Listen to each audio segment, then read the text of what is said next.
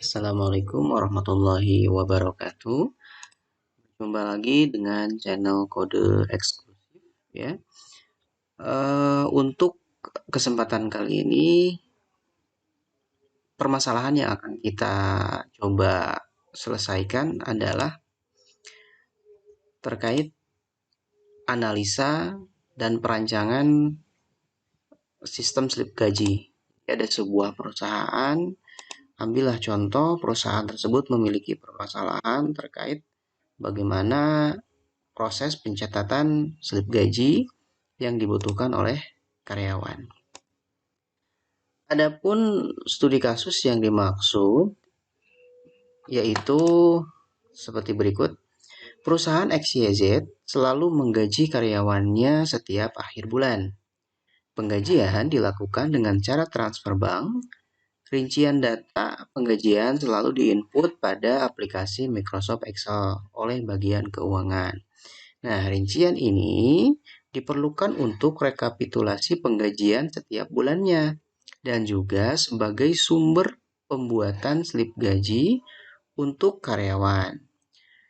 Setelah gaji masuk ke rekening setiap karyawan, tak sedikit karyawan yang memerlukan rincian slip gaji. Artinya banyak sekali karyawan yang memerlukan slip gaji tersebut dengan berbagai macam maksud dan keperluan mereka ya, entah itu untuk keperluan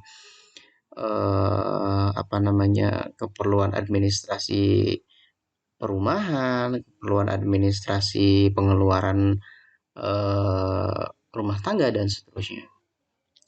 Bagi karyawan yang memerlukan rincian slip gaji harus mendatangi bagian keuangan dan bagian keuangan yang mencetak slip gaji tersebut berdasarkan data karyawan yang bersangkutan. Hal ini berlangsung setiap bulan, bahkan tak jarang terjadi antrian yang menumpuk di luar ruangan yang membuat ruangan menjadi tidak kondusif, gitu ya. Itu permasalahan yang sering ditemui di perusahaan XYZ tersebut. Nah, keseluruhan cerita ini ya, uraian cerita ini dari mulai paragraf pertama dan paragraf kedua ini dimaksud ataupun ini disebut dengan istilah sistem berjalan. Jadi, apa itu sistem berjalan? Yaitu sistem yang berjalan saat ini di perusahaan XYZ gitu ya. Jadi sistem berjalan di sini bisa apa? Sistem itu berbasis manual ya, masih menggunakan tulis tangan misalnya, atau misalnya berbasis semi terkomputerisasi seperti halnya menggunakan Excel di sini, ataupun sudah terintegrasi. Jadi sistem berjalan di sini adalah sistem yang berjalan saat ini, ya, bukan sistem yang masih dalam arti sebuah ide ataupun wacana seperti itu. Nah, langkah selanjutnya yang harus kita lakukan adalah kita harus membuat sistem usulan ataupun sistem baru atau sistem yang akan kita usulkan untuk memperbaiki sistem yang sudah ada. Itu sistem ini itu harus kita perbaiki nih. Nah, sistem ini harus kita perbaiki. Sistem usulan ini tentunya adalah sistem yang kita usulkan untuk memperbaiki sistem yang berjalan saat ini, gitu ya. Bagaimana caranya sistem yang kita buat ini tidak lagi membuat karyawan harus datang ke bagian keuangan ketika membutuhkan slip gaji. Sistem usulan ini harus dibuat dengan catatan jangan lagi terjadi yang namanya ada antrian yang menumpuk di luar ruangan, bahkan membuat ruangan menjadi tidak kondusif gitu ya. Apa itu? Yaitu sistem tersebut ya, sistem tersebut harus bisa diakses dimanapun, kapanpun oleh semua karyawan dengan perangkat mereka masing-masing, gitu ya. Untuk menentukan sistem usulan, yang harus ditentukan adalah pertama masalahnya. Ya, masalah dari sistem berjalan tadi apa? Ya, masalahnya adalah terjadi antrian yang menumpuk di luar ruangan dan bahkan membuat ruangan menjadi tidak kondusif. Itu masalahnya. Dan solusi yang ditawarkan dari sistem usulan yang hendak kita buat, yang akan kita buat adalah bagaimana caranya karyawan membuat ataupun mencetak slip gaji dengan mudah di perangkat masing-masing, dimanapun, kapanpun, lewat jaringan apapun gitu ya. Mereka dengan mudah mengakses di handphone, dengan duduk manis di rumah, dengan santainya di rumah tanpa perlu harus datang ke ruang keuangan seperti itu. Itu solusi yang pertama dari masalah yang harus kita pecahkan. Kemudian, untuk menentukan sistem usulan, selain daripada masalah yang harus kita butuhkan adalah aktor dari sistem berjalan itu. Aktor dari permasalahan yang terjadi di perusahaan XYZ. Dari aktor ini ataupun pelaku yang terlibat di sistem ini akan dengan mudah kita menentukan file masternya mana, file transaksinya mana, tabel masternya mana, tabel transaksinya mana. Jadi kita akan tahu secara otomatis dari aktor itu. Satu, pelakunya, yang kedua masternya, ya, itu akan memudahkan kita untuk pembuatan diagram UML, ya, entah itu use case ataupun activity diagram, dan pembuatan ERD, ya, entity relationship diagram. Juga memudahkan kita untuk membuat tabel nantinya. Ada tabel master dan ada tabel transaksi. Untuk aktornya sendiri, ya, aktornya sendiri itu ada dua, ataupun pelakunya itu ada dua orang. Ini nanti berlaku untuk pembuatan di use case diagram dan activity diagram, ya. Aktornya pertama ada karyawan, ya, walaupun di sini tercatat semua karyawan, tapi kita buatkan menjadi satu individu gitu ya, dalam arti satu aktor yaitu karyawan, walaupun karyawannya lebih dari satu. Kemudian ada lagi bagian keuangan. Nah, bagian keuangan juga merupakan aktor yang nantinya akan melakukan proses penggajian pada karyawan, ya, proses mengupload data Excel, ya, mengupload data gaji yang nantinya diakses oleh karyawan. Selanjutnya adalah data transaksi. Data transaksi di sini dia bukan aktor, tetapi nanti dia akan menjadi bagian dari pembuatan tabel, ya, dalam database, juga pembuatan di ERD. Seperti itu, ya. Itu yang kedua, ya. Pertama masalah, yang kedua adalah aktor untuk menentukan master dan transaksi, itu untuk tabel master dan tabel transaksinya nanti. Dan yang ketiga adalah aktivitas. Aktivitas di sini adalah aktivitas apa saja yang terjadi dalam sistem. Aktivitas apa saja yang dilakukan oleh aktor yang terjadi dalam sistem, gitu ya.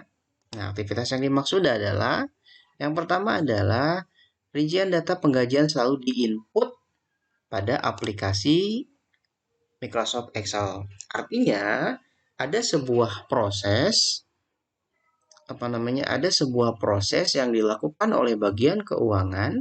Dia selalu melakukan pencatatan data di Excel yang nantinya itu untuk rekapitulasi data gaji karyawan, ya. Dampaknya yaitu untuk memudahkan pembuatan ataupun mencetak slip gaji untuk karyawan. Nah, tahapan ini akan kita ganti. Yang awalnya dicatat di Excel, mereka cukup mereka untuk membuat laporan slip gaji itu biasanya dicetak langsung di ruangan. Nah, ini si data Excel ini diupload ke sistem gitu ya. Jadi ada proses upload, ada fitur upload file Excel, ya, file data gaji di Excel seperti itu.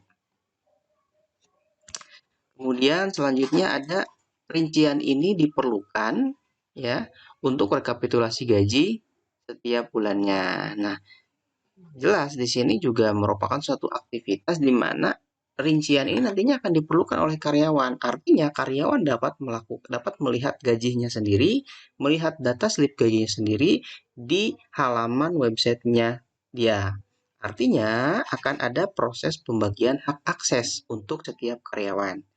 Misalnya, karyawan A bisa melihat gajinya dia, tetapi tidak bisa melihat data gaji karyawan B. Begitupun seterusnya. Karyawan B bisa melihat data gajinya dia, tapi tidak bisa melihat data gajinya karyawan si C, si D, dan seterusnya. Selanjutnya, setelah gaji masuk ke karyawan, setiap ke rekening karyawan, tak sedikit karyawan yang memerlukan. Nah, kata memerlukan di sini ada keterkaitan dengan informasi yang tadi ya. Dia bisa melihat slip gaji gitu ya. Tapi secara langsung di handphone dia perlu hak akses. Artinya dia harus login. Maka perlu kita buatkan halaman login. Jadi ada satu apa namanya satu gambaran bahwa yang harus kita buat di sistem pertama adalah halaman login. Seperti itu. Yang kedua, adanya hak akses menu ataupun fitur yang dapat diakses oleh setiap aktor, gitu ya. Fitur yang dapat diakses oleh setiap aktor itu berbeda-beda. Untuk karyawan dia hanya bisa melihat data gajinya dia sendiri dan mencetak slip gaji. Untuk admin dia memiliki akses penuh. Akses penuhnya admin di sini adalah bagian keuangan ya. Bagian keuangan dia punya hak akses penuh. Pertama dia bisa melihat data dirinya sendiri. Yang kedua dia bisa mengupload slip gaji berupa file Excel ke dalam sistem. Yang ketiga dia bisa bisa melihat data yang sudah dia upload gitu ya. Jadi aksesnya sangat penuh. Sementara untuk karyawan aksesnya sangat sedikit, hanya melihat data slip gajinya dia, lalu mencetak slip gaji. Kemudian selanjutnya ada proses ataupun fasilitas upload Excel ya, karena di sini ada data tersebut di rekap di Excel dengan tujuan ya, dicatat di Excel dengan tujuan untuk rekapitulasi data gaji dan pembuatan slip gaji, acuan pembuatan slip gaji. Nah, di sini acuan tersebut cukup diupload saja dengan format tertentu pastinya ya, yang sesuai yang support dengan website. Kemudian selanjutnya ada fasilitas lihat slip gaji. Fasilitas lihat slip gaji itu ada dua jenis. Ada fasilitas lihat slip gaji untuk sisi karyawan ya. Ada juga fasilitas slip gaji pada sisi bagian keuangan, dalam hal ini admin yang memiliki akses penuh. Selanjutnya ada fasilitas cetak slip gaji. Itu biasanya dicetaknya bisa dicetak langsung print, diarahkan pada printer yang tersedia, atau dicetak menggunakan PDF ya, dan itu bisa disimpan menjadi elektronik slip gaji ya, seperti itu. Nah, itu beberapa hal yang harus poin-poin yang kita perlukan untuk membuat sistem usulan. Jadi yang perlu rekan-rekan pahami adalah ketika mendapatkan sebuah permasalahan, jadi ibaratkan soal cerita ini ya, soal cerita ini adalah hasil dari kita riset pada perusahaan XYZ gitu ya. Jadi ketika teman-teman riset, ketika rekan-rekan riset ke perusahaan ingin ingin menganalisis sebuah sistem tertentu, pasti pada saat datang harus tahu dulu kita mau ngapain, apa yang mau saya tanyakan, apa yang mau saya dapatkan, informasi seperti apa gitu ya. Pertama adalah kita cari tahu masalahnya apa, kemudian kita tentukan solusinya bagaimana, kita cari aktornya siapa untuk menentukan nanti tahap selanjutnya menentukan master dan transaksi tabelnya. Kemudian kita tanyakan aktivitasnya secara detail. Seperti apa? Dari aktivitas itu bisa kita sederhanakan menjadi bahasa-bahasa yang nantinya akan bermanfaat untuk pembuatan fitur di sistem. Nah, selanjutnya untuk sistem usulan, ya, sistem usulan yang tadi kita sudah rencanakan, dengan mengambil beberapa poin-poin penting, maka sistem usulan yang dimaksud ya dengan tujuan untuk memperbaiki sistem yang berjalan tadi adalah setiap user yang akan mengakses sistem harus login terlebih dahulu. Artinya akan ada pembagian hak akses untuk setiap user ya. agar mereka tidak bisa mengganggu user yang lain. Karena karyawannya banyak, contoh, dalam satu perusahaan ini, contohlah perusahaan XYZ ini, ada 1.000 karyawan. Nah, si 1.000 karyawan ini, dia bisa login ke halamannya dia tanpa perlu mengganggu halaman yang lain. Dengan catatan dia harus memasukkan username dan password. Username-nya misalnya berupa NIK, NIP, ataupun sejenisnya. Kemudian password-nya juga menyesuaikan. Gitu ya. Nah, otomatis dia bisa login dan bisa melihat data gaji dia. Setelah login terlewati, selanjutnya user akan diarahkan ke halaman utama dengan batasan fitur tertentu untuk setiap user ya. Nah, ini sudah tadi disinggung ya, terkait menu yang ditampilkan ataupun fitur yang ditampilkan itu setiap user itu berbeda. Ketika saya berbicara setiap user, artinya setiap aktor ya, setiap aktor yang tadi kita sebutkan antara karyawan dan bagian keuangan atau admin. Kemudian, bagian keuangan memiliki akses penuh dalam mengelola data gaji, seperti halnya upload data gaji, bahkan melihat data gaji yang sudah terupload. Sementara karyawan hanya dapat melihat slip gaji saja sesuai dengan bulan dan tahun yang tersedia. Gitu ya. Simple, lebih sederhana daripada alur yang tadi dan menyelesaikan permasalahan yang tadi. Jadi karyawan tidak perlu lagi mengantri, tidak perlu lagi mendatangi bagian keuangan gitu ya, dan tidak perlu lagi membuat kegaduhan di ruangan tersebut. Mereka cukup mengakses website melalui perangkat yang mereka miliki, entah itu menggunakan laptop, komputer langsung, ataupun menggunakan yang namanya handphone ataupun smartphone yang mereka miliki. Seperti itu. Nah, setelah sistem usulan terbuat, dari sini kita sudah bisa membuat beberapa alur diagram ya, mulai dari diagram UML berupa use case diagram, activity diagram, ya, kelas diagram dan sejenisnya. Setelah itu, dari sini juga bisa kita asumsikan untuk membuat ERD, Entity Relationship Diagram ya. Setelah itu dari ERD itu kita juga bisa membuat tabel ya, membuat database dengan beberapa tabel tertentu yang sudah kita sebutkan tadi. Ada 2 file master ataupun tabel master, ada 1 file transaksi gitu ya, ataupun 1 tabel transaksi seperti itu. Tabel yang pertama adalah karyawan, tabel yang kedua adalah bagian keuangan atau admin, dan bagian tabel yang ketiga adalah transaksi. Seperti itu. Jadi, ketika teman-teman bisa menguraikan sistem usulan dari sistem berjalan tadi yang banyak sekali memiliki permasalahan, teman-teman membuat sistem usulan seperti ini, maka teman-teman sudah bisa mendapatkan data-data untuk membuat UML, membuat ERD, dan membuat tabel untuk keperluan pembuatan sistem yang lebih besar seperti